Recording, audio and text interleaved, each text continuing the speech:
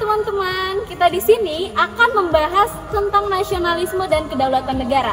Nah, dalam video ini berisikan tentang yang pertama ada pengertian nasionalisme dan kedaulatan negara. Yang kedua, ada ide-ide politik yang hadir secara global. Dan yang ketiga, ada tantangan dan peluang globalisasi itu sendiri. Dan yang terakhir, ada studi kasus tentang nasionalisme dan kedaulatan negara. Buat kalian yang kepo, check this out.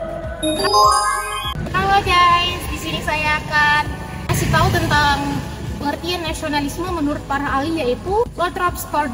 Nah, nasionalisme ini adalah suatu kejiwaan atau suatu kepercayaan yang dianut oleh sejumlah besar manusia sehingga mereka ini membentuk sebuah negara atau kebangsaan untuk kebersamaan.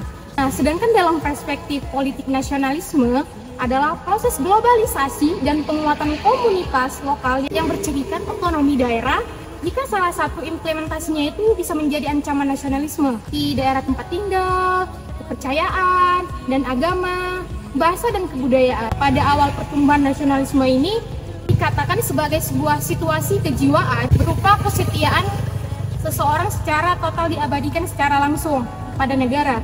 Nah, ikatan nasionalisme ini tumbuh di tengah masyarakat saat pola pikirnya ini mulai merosot. Nah, oleh karena itu, kebangkitan nasionalisme ini dalam sebuah bentuk negara tidak diarahkan untuk membuat sebuah negara terlepas dari pergaulan nasional, namun lebih ke arah menciptakan perimbangan terhadap pengaruh asing yang masuk guna untuk memenuhi kepentingan nasionalnya. Nah, selanjutnya kita masuk yang kedua, yaitu kedaulatan negara. Kedaulatan negara ini merujuk pada hak atau kekuasaan tertinggi yang dimiliki oleh sebuah negara untuk mengatur dirinya sendiri tanpa adanya campur tangan dari pihak lain atau dari negara lain. Baiklah, selanjutnya saya akan menjelaskan materi tentang ide-ide politik yang hadir secara global. Saat ini dunia diorganisasikan secara politis sehingga hampir dari 200 negara dan bangsa. Sebagaimana yang dicatat oleh Wahhabi, bahwa akan memiliki ketahanan kekuatan sehingga tahan lama daripada negara-negara yang menyamakan negara masyarakat modern dengan negara dan bangsa. Empat inovasi utama yang hadir secara global, yang pertama yaitu teritorial, yang kedua monopoli sarana kekerasan, yang ketiga struktur pemerintahan impersonal, yang keempat yaitu negara yang disamakan melalui akuntabilitas dan kewarganegaraan. Beberapa ide politik yang hadir secara global, yang pertama yaitu kritik terhadap neoliberalisme, yaitu sebuah ideologi yang hadir untuk mendorong ekonomi serta privatisasi dan pengurangan campur tangan pemerintahan. Yang kedua, demokrasi global, yaitu sebuah ideologi yang untuk mendorong demokratisasi secara global seperti peningkatan peran PBB, peran organisasi internasional seperti menghadapi isu-isu global, contohnya perubahan iklim dan perdagangan internasional. Terakhir yaitu identitas kewarganegaraan. Ideologi ini membahas tentang identitas dan kewarganegaraan dalam era globalisasi sehingga adanya pertanyaan bahwa manusia tersebut tetap akan identitas nasionalnya sebagai negara dan bangsanya. Yaitu ada ide globalisasi sebagai peluang dan ancaman bernegara di Indonesia. Nah, perubahan atau reformasi adalah suatu keniscayaan. Persoalan muncul ketika reformasi disikapi secara berlebihan. Euforia reformasi telah menjadikan kehidupan nasional Indonesia menjadi kehilangan kompas, salah arah dan kebablasan sehingga mengabaikan berbagai efek ancaman yang menyertai.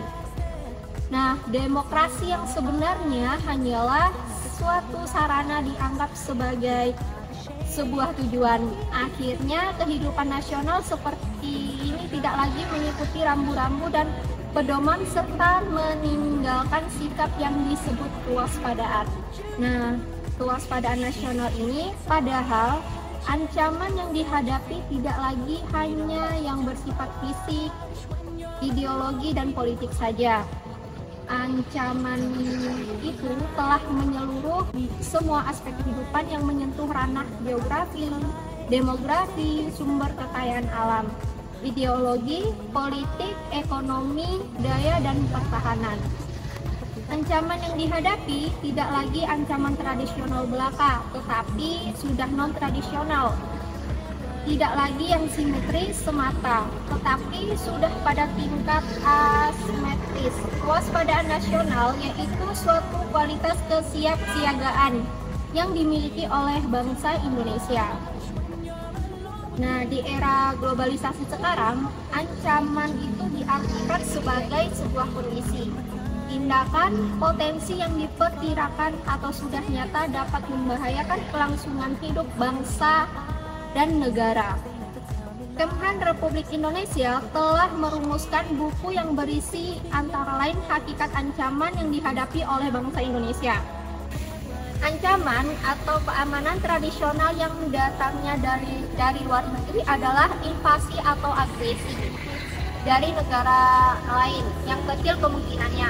Oleh karena itu, perkiraan ancaman yang lebih memungkinkan adalah ancaman non-tradisional, non-traditional threat atau non-military security threat atau non-conventional security threat, yaitu setiap aksi yang mengancam kedaulatan negara dan keutuhan wilayah negara kesatuan Republik Indonesia.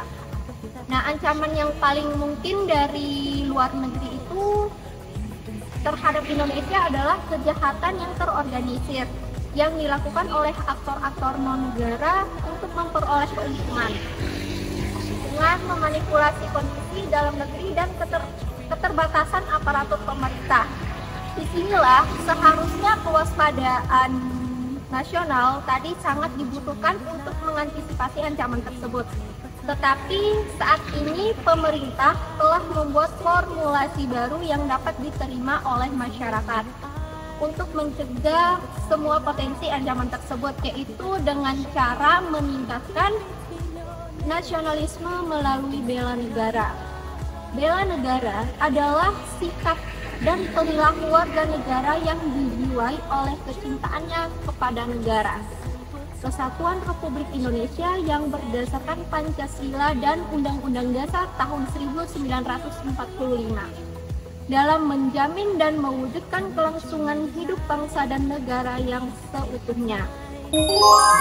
Oke, baik, selanjutnya ada studi kasus tentang nasionalisme dan kedaulatan negara.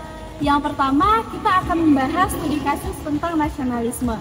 Di studi kasus nasionalisme terdapat contoh Britania Raya. Nah, di Britania Raya ini ada kecenderungan meningkatnya nasionalisme di Britania Raya yang tercermin dalam gerakan untuk meninggalkan Uni Eropa yang pada saat itu dinamakan Brexit. Nah, ini disebabkan oleh keinginan untuk mengutamakan kedaulatan nasional, mengendalikan imigrasi, dan memulihkan kembali atas regulasi ekonomi di suatu negara. Sebelum Brexit yang disebutkan awal tadi, Britania Raya ini adalah anggota aktif Uni Eropa dan terlibat dalam kerjasama ekonomi serta politik yang luas di tingkat Eropa. Globalisasi telah membawa manfaat ekonomi, memfasilitasi keuangan internasional, dan juga memungkinkan aliran modal serta tenaga kerja yang bebas di antara negara-negara lain. Kemudian ada studi kasus tentang kedaulatan negara yang mana kita ambil di Uni Eropa. Uni Eropa sebagai blok ekonomi politik yang kuat, Uni Eropa ini telah meningkatkan perdagangan dan integritas ekonomi antar negara-negara anggotanya. Hal ini juga memungkinkan aliran bebas barang, jasa, tenaga kerja, dan juga modal antar negara-negara anggota yang pada gilirannya menghasilkan integrasi ekonomi yang lebih dalam.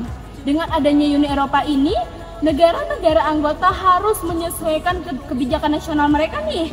Nah, dengan aturan-aturan keputusan yang dikeluarkan oleh badan pemerintah Uni Eropa.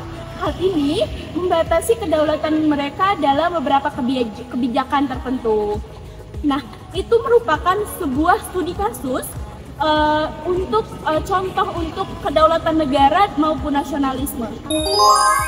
Oke, kita sudah banyak nih membahas membahas tentang nasionalisme dan kedaulatan negara. Nah, sekarang kita berada di akhir video, yaitu kesimpulan atas materi-materi apa yang sudah kita jelaskan tadi. Nah, kesimpulannya dalam presentasi kali ini yaitu secara umum nasionalisme dan kedaulatan negara merupakan konsep yang mendasar dalam politik suatu negara. Nah, nasionalisme itu menekankan pentingnya identitas nasional dan kepentingan suatu negara. Sementara kedaulatan negara merujuk pada hak atau kekuasaan tertinggi yang dimiliki oleh sebuah negara untuk mengatur dirinya sendiri tanpa campur tangan dari negara lain. Nah, namun pada era globalisasi saat ini, kedaulatan negara dan nasionalisme dapat terpengaruh oleh beberapa faktor, termasuk globalisasi ini sendiri. Dampak globalisasi pada kedaulatan negara dan nasionalisme dapat dilihat dari beberapa aspek politik, ekonomi, dan sosial. Dan studi kasus seperti Cina, Britania Raya, dan Uni Eropa itu untuk menunjukkan bagaimana negara-negara tersebut berhadapan dengan tantangan meningkatnya interkoneksi global dan keinginan untuk mempertahankan identitas nasionalismenya dan kedaulatannya sendiri. Nah, terima kasih sudah menonton video kami. Bye-bye.